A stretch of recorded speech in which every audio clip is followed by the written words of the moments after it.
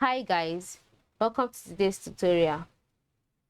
In today's tutorial, I'll be showing you how to make your reading list private on Wattpad.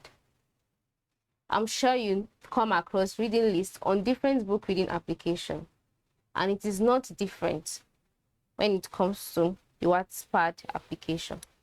So what do you do first? You open your Wattpad app.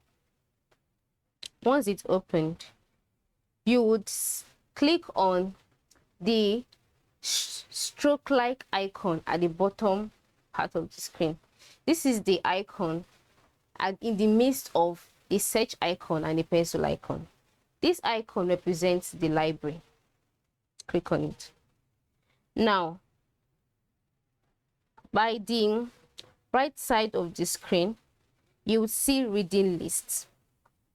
Yes, always note that to have a reading list on Wattpad, you have to have books in your library, because it is only the books in your library that you can add to your reading list. I'll come again. It's only the books in your library that you can add to your reading list. So if you have no books in your library, you cannot add any book to your reading list. So I have about 3 books in my library already, and I'll be adding them to my reading list now. How do I do this? By clicking on Cherry Girl 1234's reading list. Once that is done, you would see select stories to add. Click on it, and then the books in my reading list or in your reading list will be displayed to you. Then you click on them one after the other, and then you would click on the tick icon located at the top right corner of the screen. Then it will display adding to reading list.